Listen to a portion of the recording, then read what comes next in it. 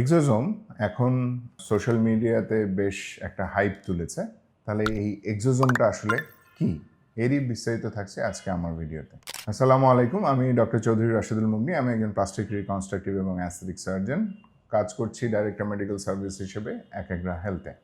Aesthetic surgeon হিসেবে আমরা যেসব নন সার্জিক্যাল প্রসিডিওর করছি তার মধ্যে এক্সোজোম একটা অন্যতম। এখন এক্সোজোমটা আসলে কি? আমি যদি সহজ বাংলায় আপনাদের বোঝার জন্য বলি, এটা একটা ন্যানো পার্টিকেল যেটা সিনথেটিক এবং এর কাজ হচ্ছে আমাদের শরীরে যে টিস্যুগুলো ড্যামেজ হয়ে যাচ্ছে সেই টিস্যু রিপেয়ার অ্যান্ড রিজেনারেশন, মানে আবার নতুনভাবে গড়ে তোলা। এই কাজটার জন্যই আমরা এটাকে বিভিন্ন জায়গায় ইউজ করছি।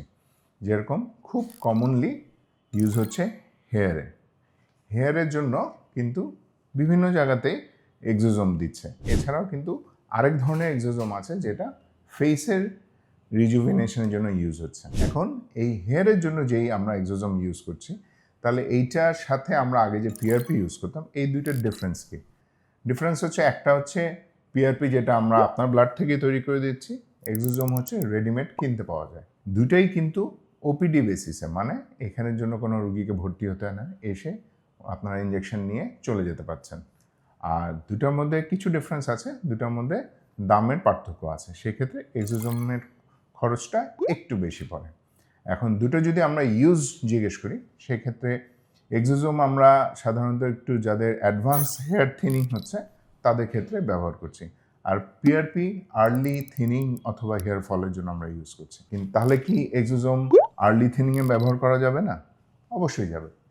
ইভেন আমরা এক্সোজোমকে এখন হেয়ার ট্রান্সপ্লান্ট যখন আমরা করি, হেয়ার ট্রান্সপ্লান্টের পরেও কিছু কিছু পেশেন্টদের আমরা দিয়ে থাকি। এখন এক্সোজোমের ডোজ যদি জিজ্ঞেস করেন যে কত ফ্রিকোয়েন্টলি নিতে হয়, এইটা এক এক ক্লিনিকের এক এক রকম প্রোটোকল রয়েছে।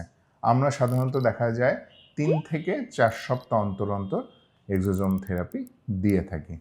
এবং এই এক্সোজোমটাকে আরও ভালোভাবে যাতে কাজ করে, এর সাথে আমরা আরও অনেক কিছু অ্যাড করতে পারি। সেটা আমরা সরাসরি ইঞ্জেকশনের মাধ্যমে দিতে পারি, অথবা আমরা মাইক্রো নিডলিংয়ের সাহায্যে দিতে পারি।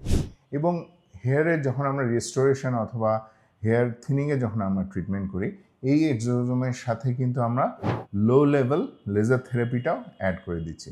সুতরাং এক্সোজোম নিয়ে এত ভয় পাওয়া বা এক্সোজোম জিনিসটা কি, এইটা নিয়ে যেহেতু আমাদের মধ্যে এখনও ঠিক রোগীদের মাঝখানে জিনিসটা ক্লিয়ার না, সেইটা ভয়টা ভাঙানোর জন্যই কিন্তু আপনাদেরকে এত কিছু বলা। কিন্তু এটার রেজাল্ট কিন্তু ট্রিমেন্ডাস। সুতরাং যারা হেয়ার থিনিং নিয়ে চিন্তা ভাবনা করছেন, আজই এক্সোজোমের জন্য আমাদের সাথে যোগাযোগ করুন।